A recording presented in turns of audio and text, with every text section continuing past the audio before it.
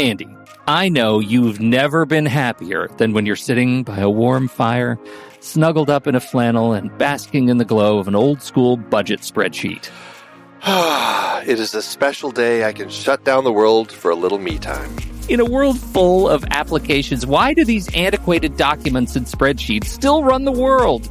And why haven't they been updated in over 50 years? That's why we want to talk about Coda. Coda is a new kind of doc that brings words, data, and teams together.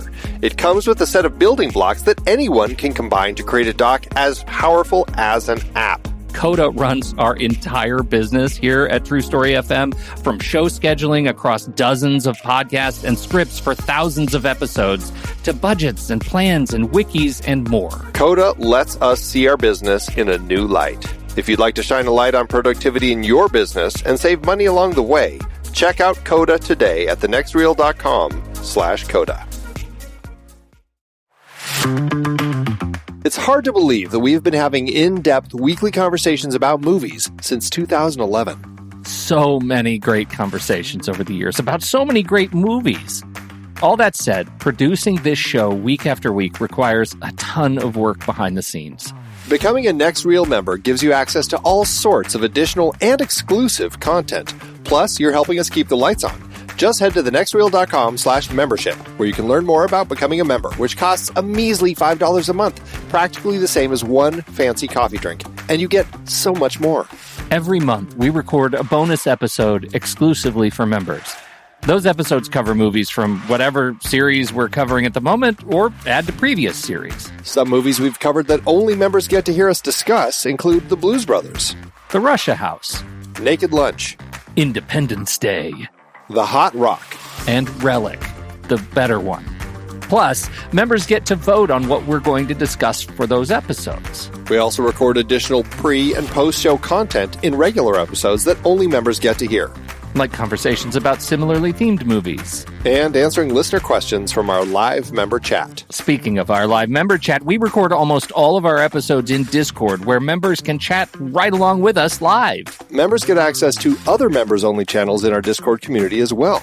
On top of all that, members get all episodes a full week earlier than everyone else in a private Next Reel feed just for them that includes all the shows in the Next Reel family.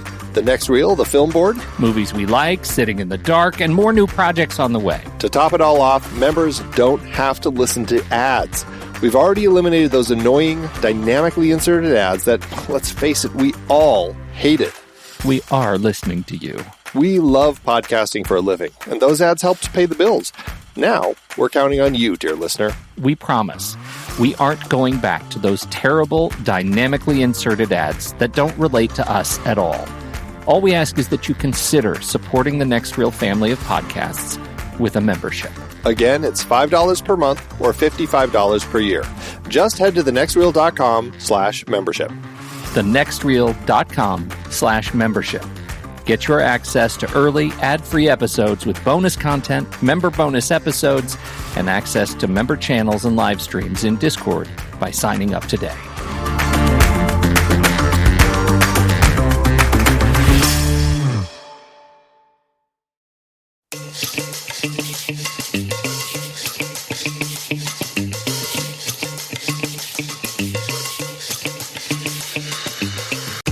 Hey everybody, welcome to The Next Reel. This is a special episode. Steve Sarmento, hello. Hello, Andy. Steve and I are here because, back in our member groups, we have had a lot of conversations with listeners of the show about licensing, about ownership of movies, all of this sort of stuff. I know a lot of this kind of really... It's always been going on, but like when Amazon had that situation come out a few months ago where all of a sudden they're like, oh, all those movies that you bought from us, you don't actually own them, all of this sort of stuff. So it's been a lot of things to talk about. And then now with like Warner Brothers releasing movies on HBO, it just puts us into an interesting time and place to talk about copyright and ownership and licensing and all these different things. And so, Steve, you and I, we have a couple guests today that we're going to talk about, some experts in the field, which is Very exciting. We have Donald Smiley, first of all, an entertainment attorney out in L.A. Good morning, afternoon, whatever. Yes, hello. And we have Scott Martin, who is the owner of Archstone Entertainment. Yes, thank you for having me. I'm glad to be here. Both of you have worked in the industry for a little while. Is there anything about kind of your expertise in this area? I mean, as far as distribution, as far as contracts and all that sort of stuff that you want to just kind of give the listeners a little bit about? Donald, any kind of backstory on you? I've been practicing for over 30 years, primarily in the entertainment industry. I handle both litigation and transactional matters for almost anything you could think of in entertainment, from gamers to filmmakers, television, fine art. I do book deals. You know, I cover a lot of ground. I have worked with Archstone since their inception. I also arbitrate on behalf of the Independent Film Television Alliance, or IFTA.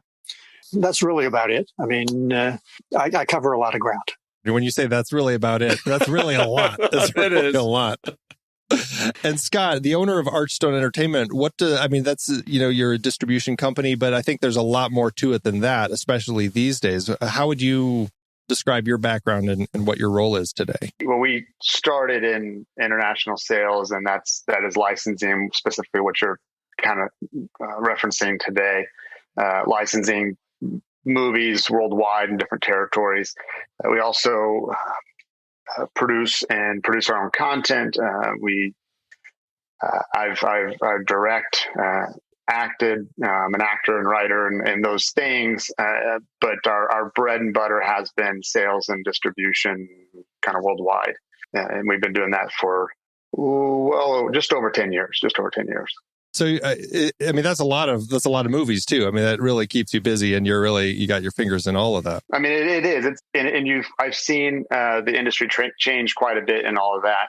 Some things remain the same in general and from a business standpoint, but yeah, certainly the technology has changed, the industry has changed, and the main thing to remember is you just kind of have to adapt with it and change with it and see where the curve is and which direction that curve is going, I guess. Yeah. Right. Steve and I have a lot of friendly arguments back and forth. Friendly fisticuffs if we were in the same room regarding That's right. regarding Andy's physical media collection that he owns and the digital movies that I know that I have bought that are, short term. I don't, have an illusion that I own them. I know I've bought a digital thing, whereas Andy is just adamant about he owns his movies, and we've gone round and round about this, and I think a lot of this was exacerbated by the shifts that we've seen that here, even at the next reel, we've had a transition from going to see the movies in the theater to streaming, and looking at the changes that the studios have made it as audiences have been pushed into streaming services a lot more, right, Andy? Okay, so I own movies, and I'm not adverse to buying digital films, but there are certain ones that I like having physically because you can't get them otherwise. And so True. I'm thrilled that physical media still exists because you can still find things that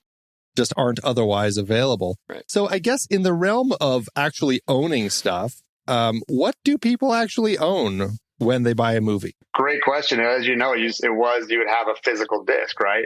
Or tape when it was VHS days, I guess. Yeah. You had a physical thing that you could then resell and whatnot.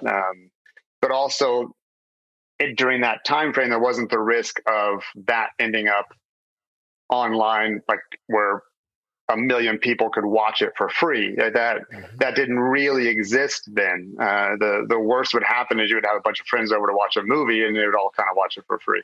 So as the times changed and into digital technology, when I would buy movies, I'd buy movies to purchase them digitally. I always did think it was strange, because then I think, well, I'm on iTunes right now, so that's where these movies are. Then I also have movies over here on Amazon, but then I have movies over here also in another place. I don't have all of them in a single collection that I keep. And if something happens to one of these companies one day, they're gone. I guess I don't have them. So you really have to look at it more as a long-term rental. You can go back and watch them whenever you want, not just for 24 or 48 hours. And it is still a licensing thing.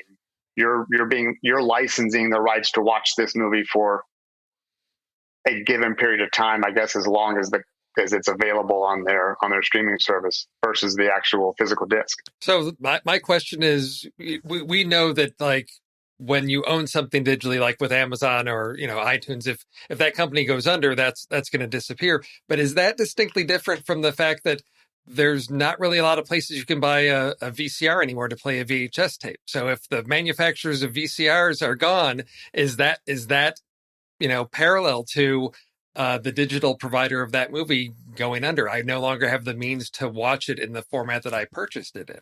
Sure. I mean, I think that the difference is that you physically have it, right? As opposed to it's on someone else's server somewhere, you don't know where. And if that server goes away, it goes away. It's not like just because people don't have many VHSs anymore that someone's going to come around and collect all VHSs and yours is gone. I think that's the big difference. And there are now from VHSs, even though the quality is really not good, there's a market for VHSs. There's people that they buy and sell them, and they even have little swap meets and things where they go and you can buy and sell these things. So you still do have that ownership of something versus not. And let me jump in for just a second on this regarding ownership and that term, because it's a loaded term. And first, I do need to say that, while I'm talking about this, I'm not giving legal advice to anybody.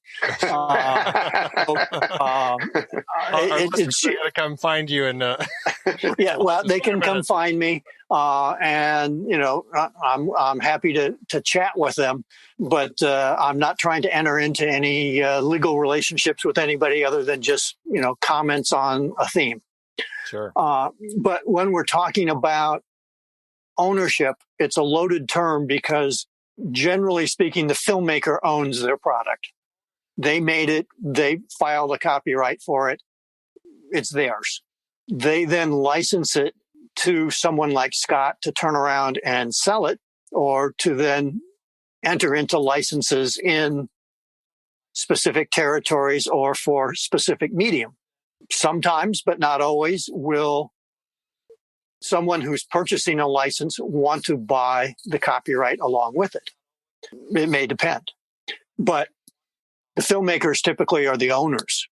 What happens is, by the time the licensing happens and Scott licenses it to someone, say in Germany, they've purchased a license generally for a specific period of time in specific medium to be able to then distribute that film. And that might be in hard copy. It might be digitally. It depends upon what the license is and how it reads. And they're restricted to that license. And Scott, I don't mean to step on your toes, but if you're selling something in Germany, you're not selling it in France. Or the people who buy it in Germany are not buying it in France because the license is restricted. So it's never really ownership. At best, it's an ownership of a license because the ownership of the actual film has stayed with its creators. And I just wanted to make sure that everybody kind of understood that as a jumping off point, because using the term ownership can mean different things. Well, and I guess like when I have a movie, or whether it's a physical copy like a VHS or Laserdisc or DVD or Blu-ray or whatever it is, generally there's that message at the front that will say, this is you've licensed this copy, and I believe the words "this copy" is in there. So it's like it's my copy of the movie. It's not I don't own the movie, but I own a copy of the movie, like a physical copy of the movie. When it comes to the world of physical media, when it goes into the digital realm, though, ownership gets a little more, unsure, I guess. At least people used to think that they owned it if they bought a movie from these online services. But as you pointed out, if they go under, it's gone. And then Amazon, recently had, seemed to make a lot of people mad last year when they said, oh, those movies that you, quote, bought, you actually don't own those, and we're going to take those off.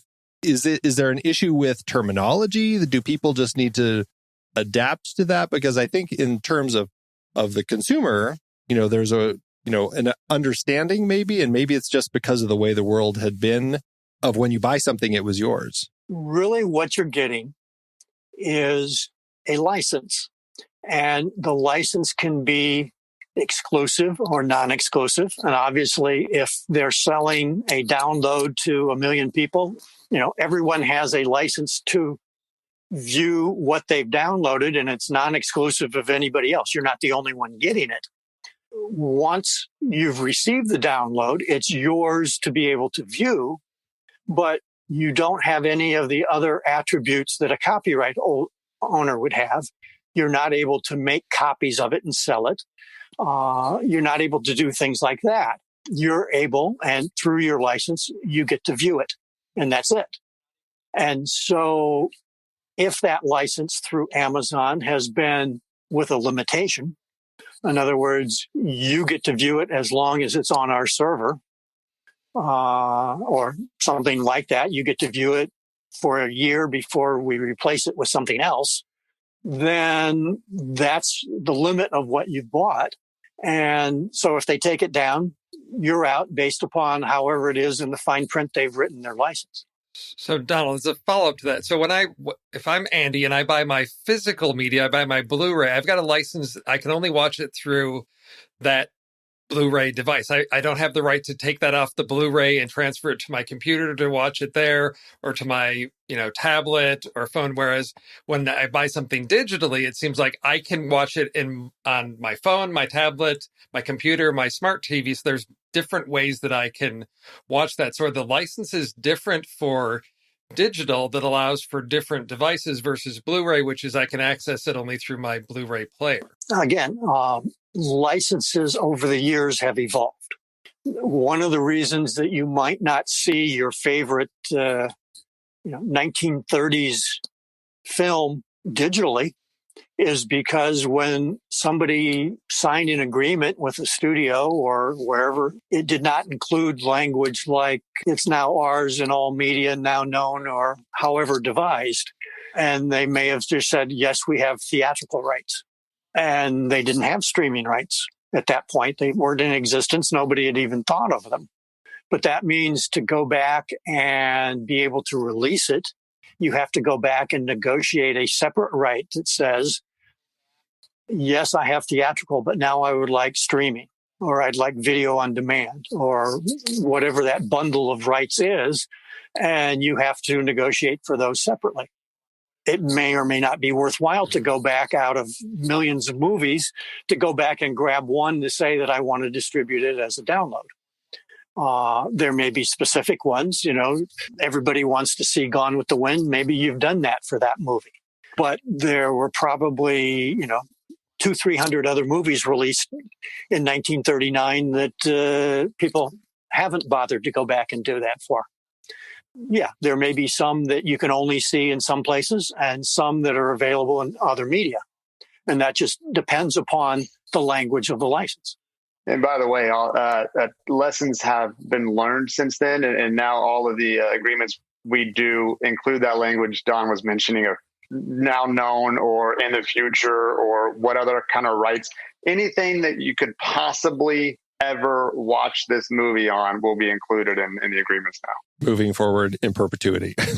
So is that the reason we have some movies that are, you can't find digitally? Like, I was thrilled when I could find a physical DVD of Drop Dead Gorgeous because it wasn't released on Blu-ray, wasn't streaming anywhere until Hulu showed up with it, I think sometime last year. There's some films it seems like they hit DVD and there's demand for them, but is it that the distributor no longer exists? I mean, what might be the reasons that we don't have that aside from cost if there is demand? Because it seems like there's, particularly for our generation, a lot of movies from the 80s that we remember watching, renting from the video store, we can't find now on streaming. Is that the issue of the license hasn't been updated? It wasn't streaming, or I don't see it as a production issue as far as creating copies.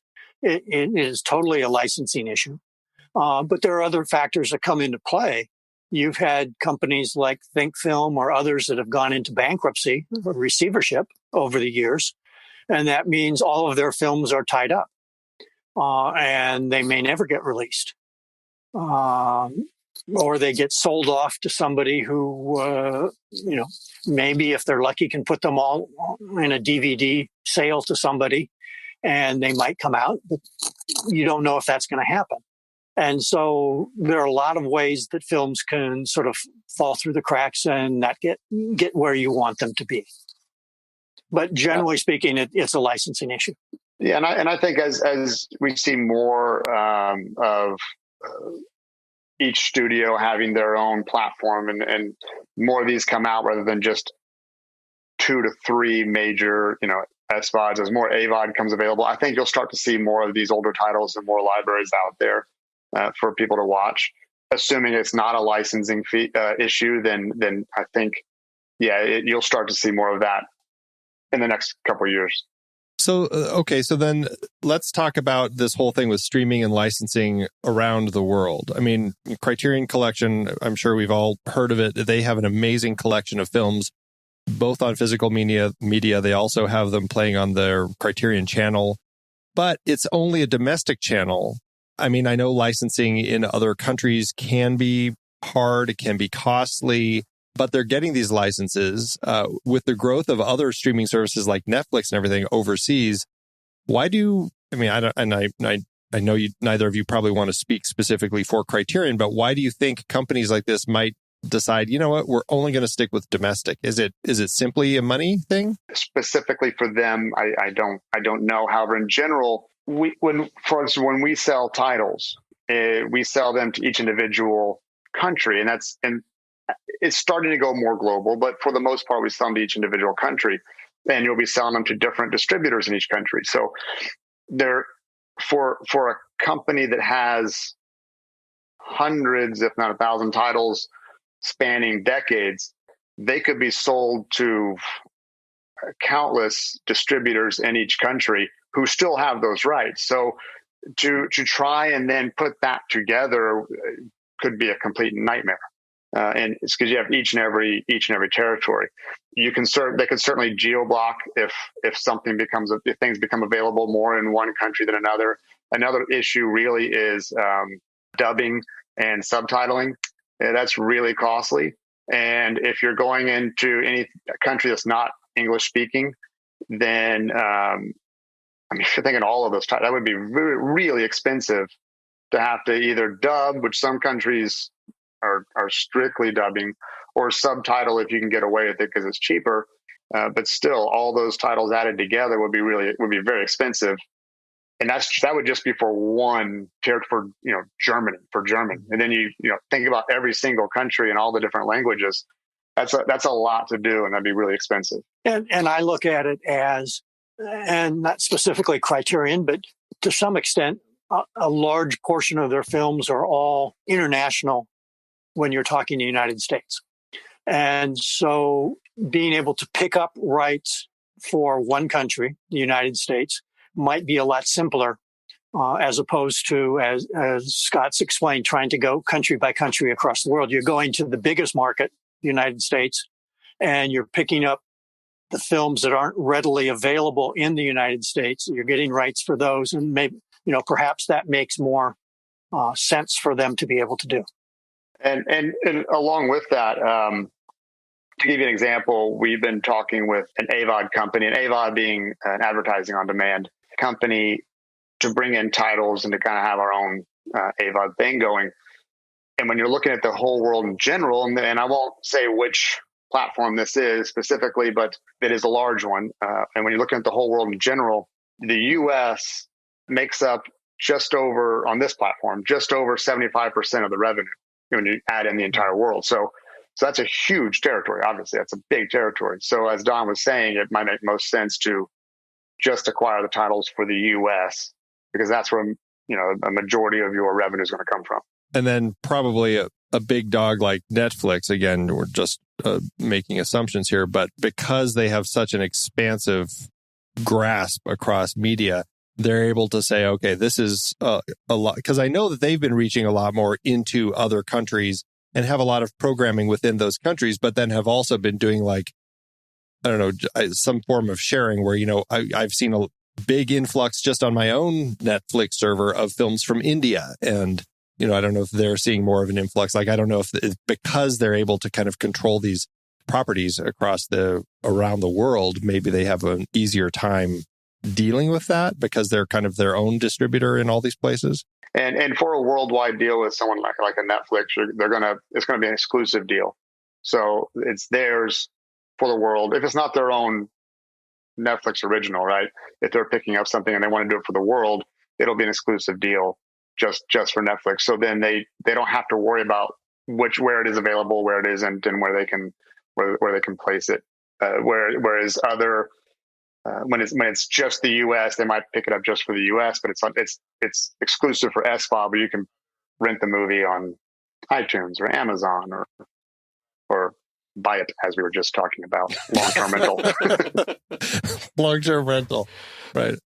Well, I think it's becoming more apparent particularly with streaming services, the international reach. When you watch something like an episode of WandaVision, and you see that you've got like 8 minutes of credits, because what you'll now see is all the credits if they've done the dubbing for all the different countries. And so where I normally get my credits and the movie ends, then all of a sudden I will get multiple screens of all the different countries. And I've started seeing that on the credits at the end of Netflix originals as well. So it's giving me that, because normally in a theatrical release, it's for that country. Whereas here it seems like that, they've done a one package deal. And so you can see all the different countries that this has been created or being distributed for right there in the credits for all that work that they've had to do in those different countries. And it's something that I've just noticed probably within maybe the past year or so that I hadn't really noticed before. And you can start to get the sense of that, all that work that needs to be done to get the titles into those different countries. It's much more transparent now, I think. And as Andy said, you start to see more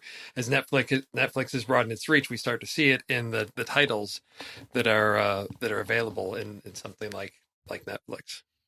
That brings up an interesting point also regarding credits and stuff. I mean, a lot of talent, whether it's in front of the camera or behind the camera, have back-end deals with these projects. So, okay, Wonder Woman 1984, HBO Max, or Warner Brothers, I should say, made this decision to release it day and date in theaters, limited, of course, here in the US, and on HBO Max at the same time, instead of just theaters.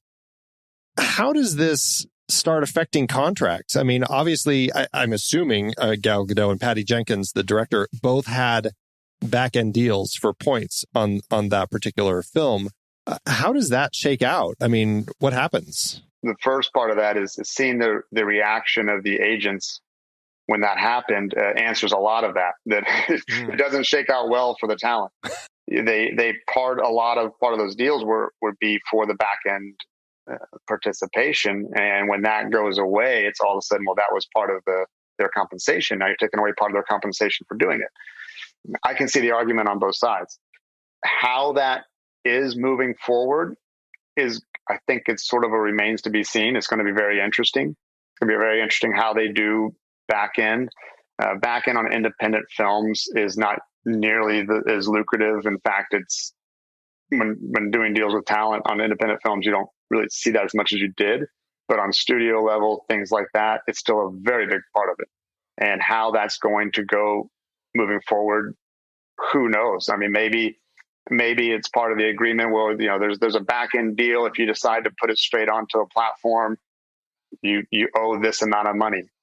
That's a kind of a back end buyout, if you will. I don't know. I mean, I think there's going to be a lot of creative ways to do that. I would say a lot of this has yet to play out because it's really been just in the last year with COVID that you've had this day and date streaming and release in the theater. And so most of the films that have been done that way are still playing. And it's hard to know exactly how it's going to end up. I mean, theoretically, if it plays on HBO Max, and I know the various guilds have all looked into what residuals there might be to their performers for it playing on, certainly on television. And I think they've also covered now the major cable. And so assuming that's still all unionized, there's going to be some flow as if it was almost a made-for-TV movie on one hand, and perhaps a flow for residuals for the theatrical based upon theatrical. You might have dual participation, but it certainly has not been reported on yet, at least to my knowledge at this point, as to how that has worked out. And then you sort of have the Netflix model, which has been widely reported, that they typically, not always now, but typically they buy it all out.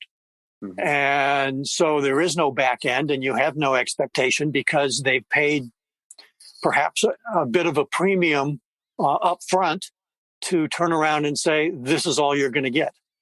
And so then they can play it wherever they want and not have to worry about that question.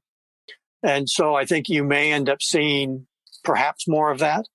But again, I think this is all, it's really come to the forefront in the last year or so, and I think it's still playing out.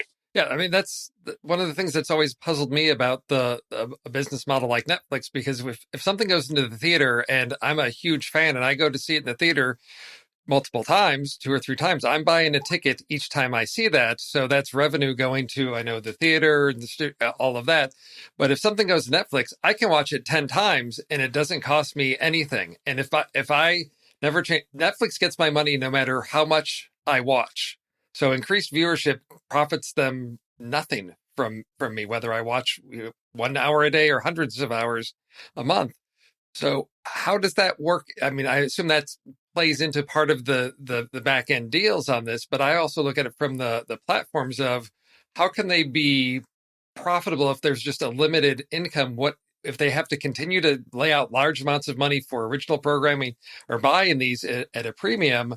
There's only so many people that can be subscribers at one time. At what point does this model hit its breaking point where there's nobody more to subscribe and their revenue is capped out? That's a great question. And that will be played out as well. Part of that, though, is you think of it like a gym membership where, yeah, a lot of people have gym memberships. Some of them go to the gym regularly. Some of them go once or twice a week. Some never, but they still pay for the gym membership monthly. So there's people that are on Netflix constantly. There's people that have the membership to Netflix and watch occasionally. It's sort of that business model. When the thing about Netflix they need is they have to have a lot of content, because the people who are on it a lot, they need to have reason to stay on it, right? I was talking to some friends a while back and was saying that at some point, and now we're starting to see streamers do this, at some point, instead of releasing an entire season at one time, they'll start releasing 3 or 4 at a time, get you hooked, then weekly start releasing more to keep you coming back.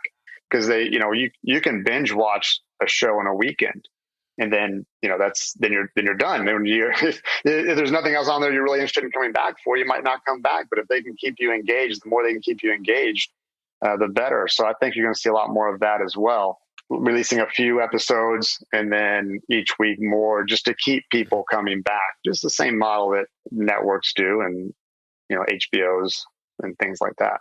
Yeah, kind of finding ways to trickle things out. I mean, and I know some places are playing with that right now. Like Disney Plus is trying the weekly model as opposed to dumping everything at once, just to kind of try that and see how that keeps their retainership. There's only so many series you can produce and have out there. So once you kind of run through those, like I said, you could binge watch a show in a weekend. So I think that's a smart model. I think that maybe in the future they'll start going to the AVOD model or having an option of that, so that people can kind of watch on demand and not have to pay the monthly fee, especially as more and more platforms become available. There's only so many subscriptions people want.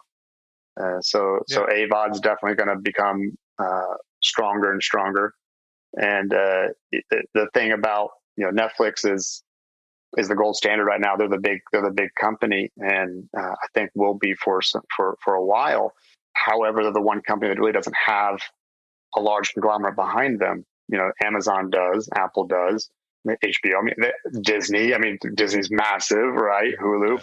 So, like you were saying, at what point do they cap out on subscriptions, and you just but still spending the money? I don't know. I don't know when that is. Or if it is, I don't know. Well, I mean, obviously, it's something that pay cable was doing, decades ago, right? I mean, HBO was producing.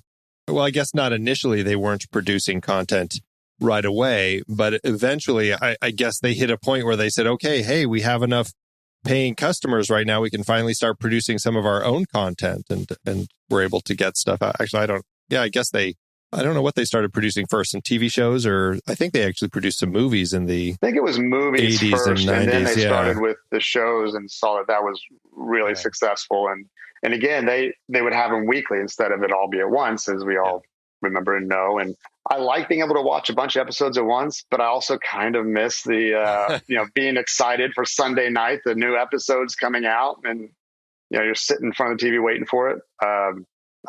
So yeah, I think it's still kind of the Wild West out there, and it remains to be seen how all this shakes out. Well, it's interesting as we start talking about original content from some of the studios like HBO and Amazon. There's several films that we've reviewed on the podcast that are distributed by Amazon, and so that's the only place you can get them is Amazon Prime. There's no option to buy a DVD or Blu-ray. Physical media is not a choice for you. So if you want to see that movie, you have to maintain your subscription.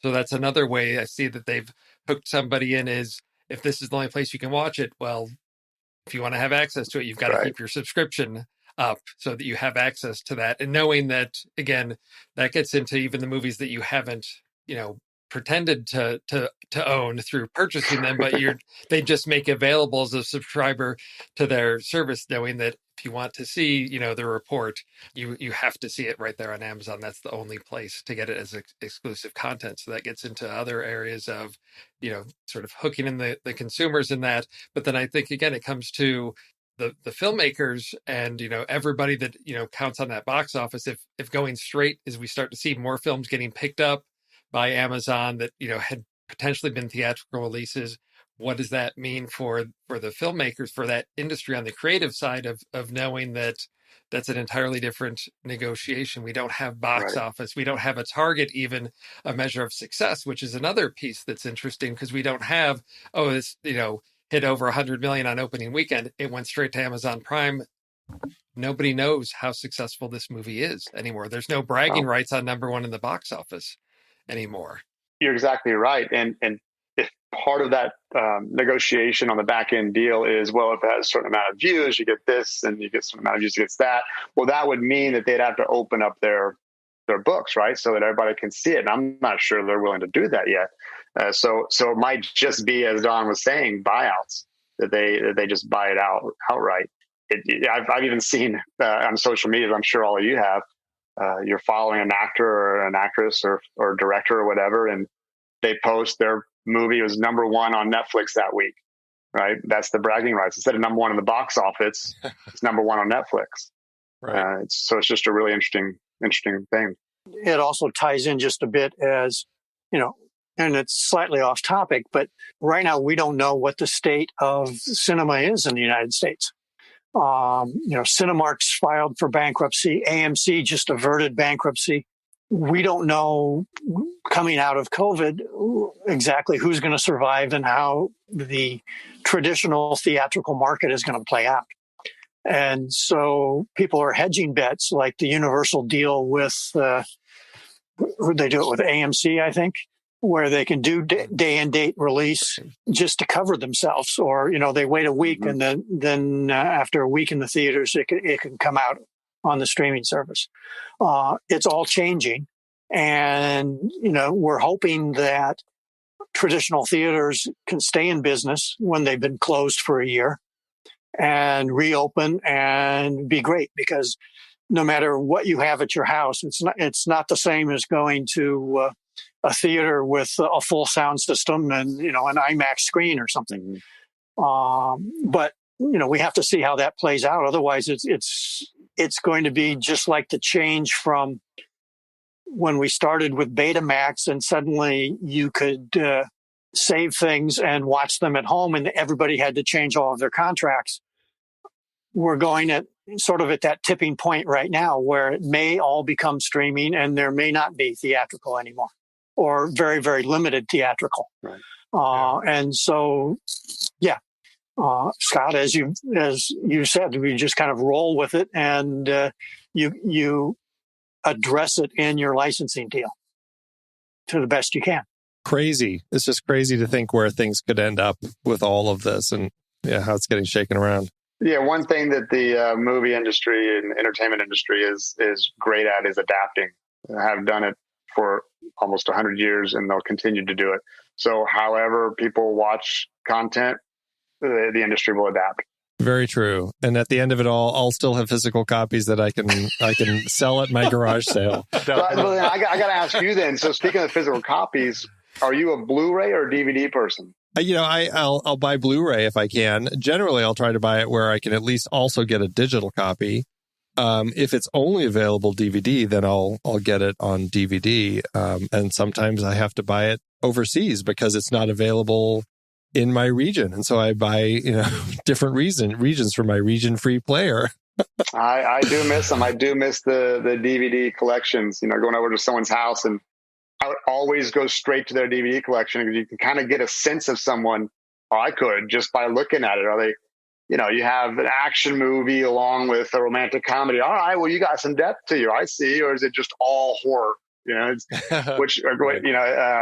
It's always fun to do that. Yeah. Well, it's interesting because there is Movies Anywhere, which is one of these sort of digital storehouses online for movies, has sort of, I think it may still be in beta. They were testing out something called Screen Pass, which is where you could loan a digital copy of a movie to somebody that is also to a friend on the service for basically it's like giving them a rental. They get it for I think 48 or 72 hours because that was the one thing that sort of bound you with, if I bought a digital copy, I couldn't loan it to Andy. I could hand him my copy of a Blu-ray and say, oh, you've got to check out this movie. And they could make the rounds, through circle of friends. Whereas now with the Screen Pass, it seems like the first step towards trying to bridge that, and not, of course, all movies are eligible for this. It's clearly some studios that they've worked out a deal where they would allow people to transfer. But I see that there's steps being taken to bridge that gap. But I will always tell Andy that that he doesn't.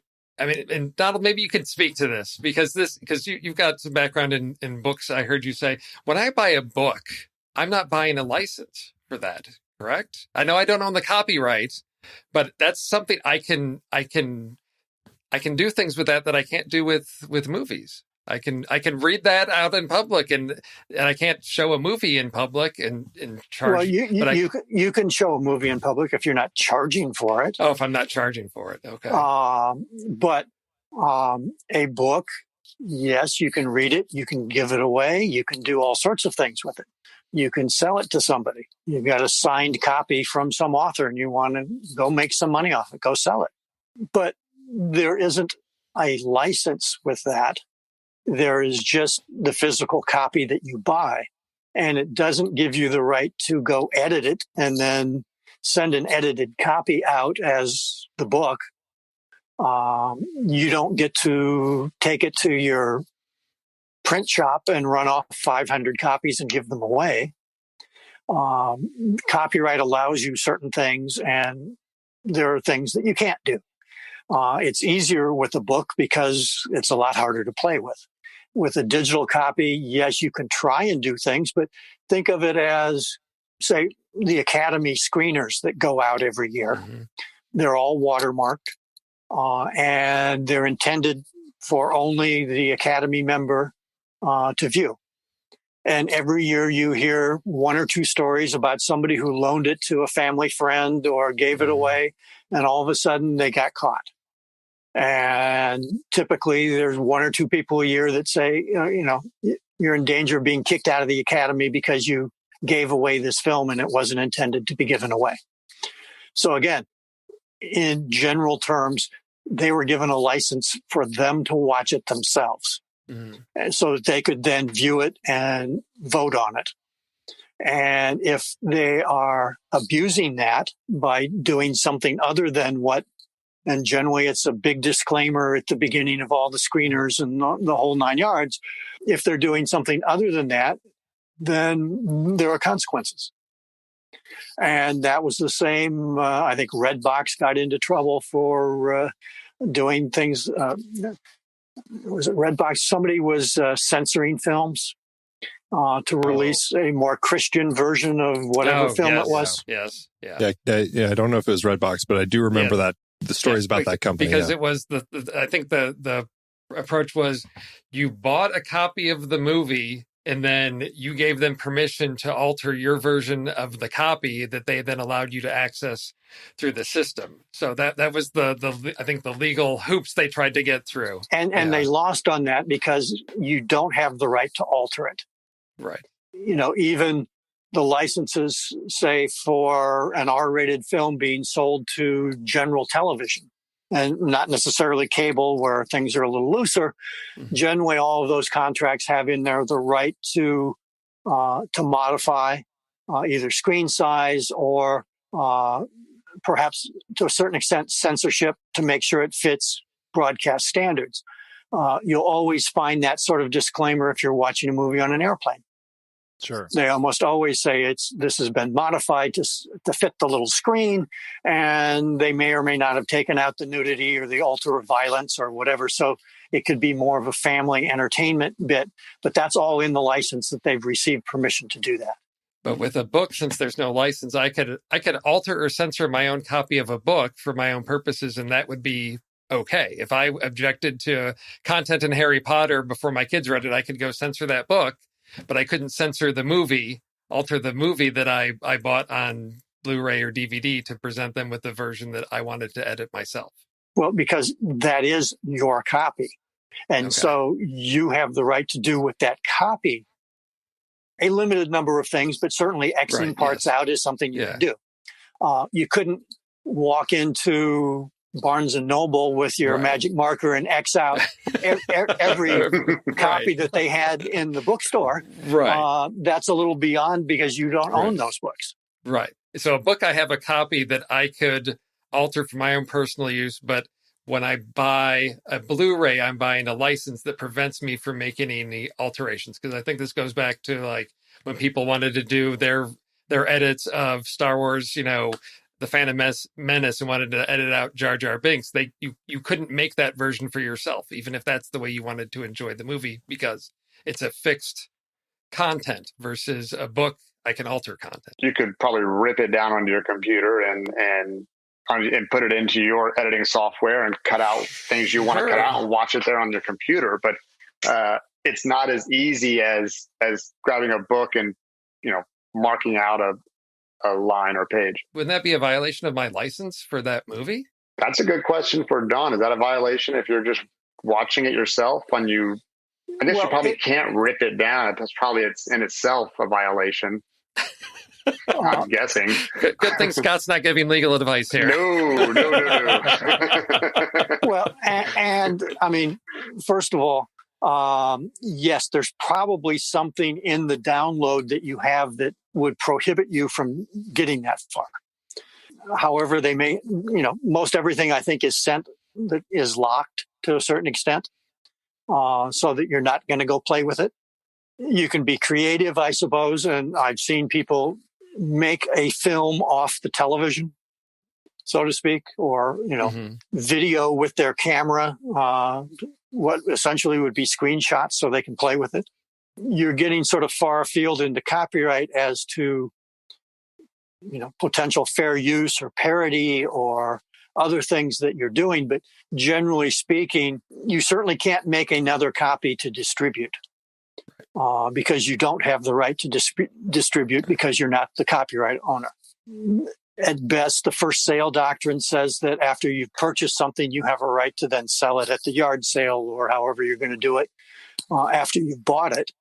But as far as ripping it apart assuming you could get that far, if it stayed on your computer and nowhere else, you might be able to get away with that because, in a practical world, the other issue is who knows? And if nobody knows, then, the tree fell in the forest and nobody heard it. But again, whether that's really the wise thing to do and whether or not they have any sort of tracking software on there that sees where it's going or watermarks, that kind of depends on what it is you're playing with. Yeah. Really interesting. So as long as I have a 35 millimeter print, I can censor it as much as I want, as long as I play it only for myself. Well, I mean, exactly. if your projector is getting old enough that it rips a cell out every now and then, and you have to tape it back together, well, you've edited it. That's true. Good point. But gone are the days of using razor blades and tape to edit films. I mean, so true. Yeah. That's how I learned. But an Avid is new to me. Yeah. Well, it is a whole new world, and things are going to constantly be shifting. They've been shifting for the past 100 years, as you've pointed out, and they will continue to shift because it is a very, it's a very interesting medium that has all sorts of constant evolving technologies that go along with it.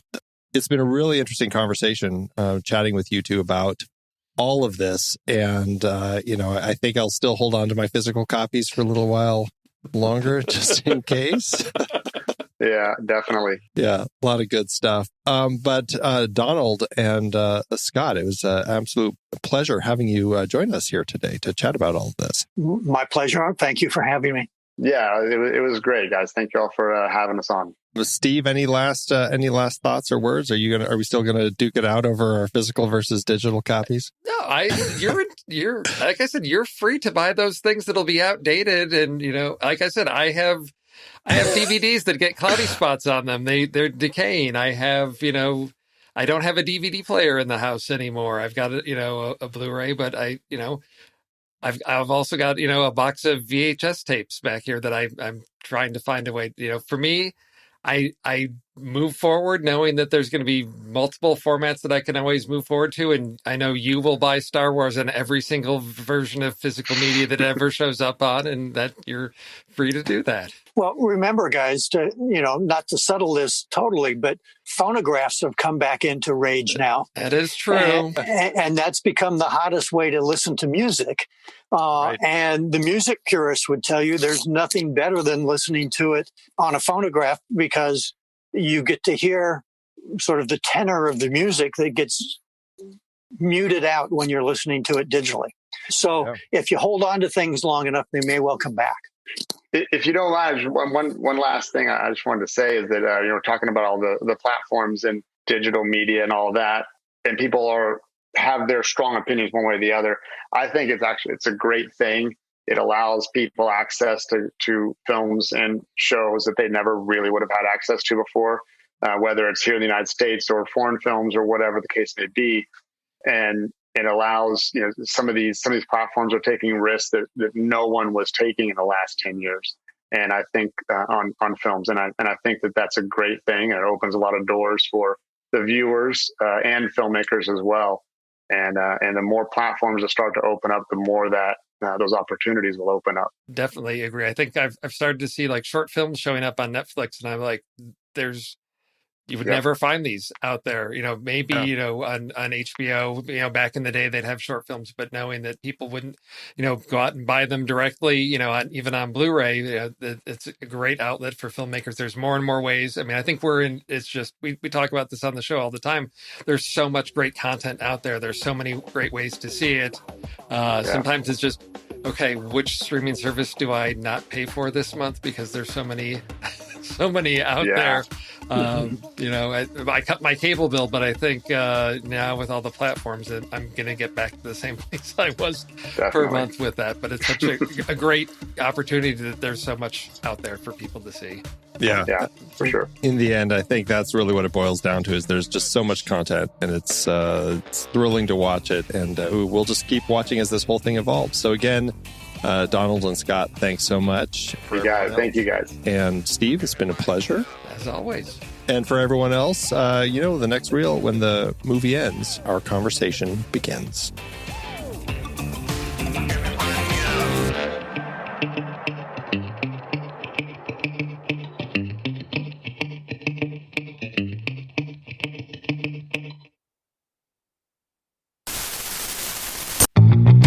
I love the conversations that so many of our hosts have had on their shows.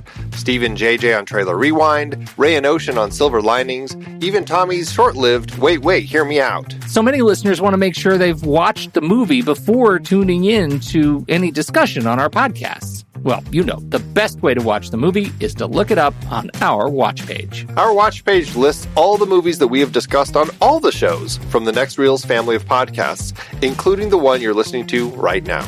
It's your one-stop shop for Apple and Amazon links where you can rent or buy the movie. Trailer Rewind movies like Raw, The Nice Guys, The Peanut Butter Falcon, or Free Fire. No, Wait, Hear Me Out movies like Josie and the Pussycats or Return of the Living Dead. Or Silver Linings movies like Repo Men, Daredevil, and The Wolfman. Plus, by using those links to rent or purchase movies, Apple and Amazon will show us a little bit of love, which allows you to support our family of shows with minimal effort. It's a great way to support the show and find something to watch. That's right. Head over to thenextreel.com/watch to pick out your next movie and start watching today.